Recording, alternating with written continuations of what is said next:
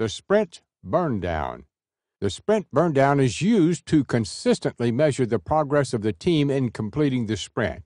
It usually consists of a vertical axis which measures the number of tasks or hours of task remaining and a horizontal axis which measures the numbers of days remaining in the sprint.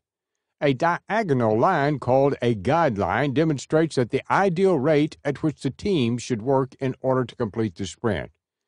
It is based on the agile principle of working at a consistent pace. In other words, in a 10-day sprint, if the team has 100 hours of work to do, they would work consistently at 10 hours of work per day.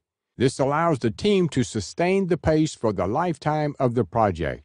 If they work in this manner, they do not get burnt out and can comfortably deliver on their commitments.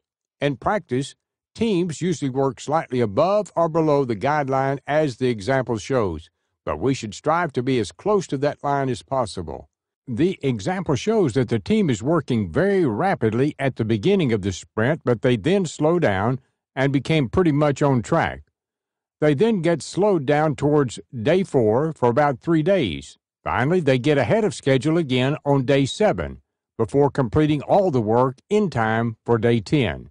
Typically, I find that teams form an arc on the burndown, ramping up at the beginning and dipping towards the middle of the sprint, but every team can vary.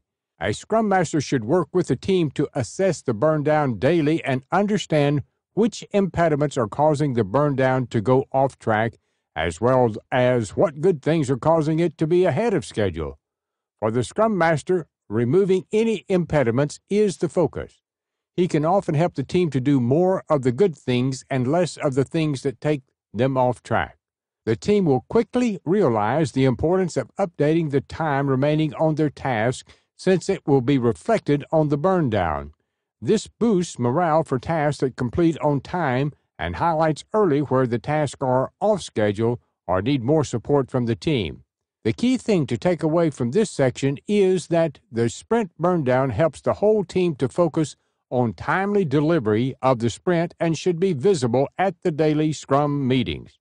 In my experience, the burndown is an artifact that is often left out of the process in industry, but its value should never be underestimated since it can bring an off-track team back on track and assist the Scrum Master in identifying impediments.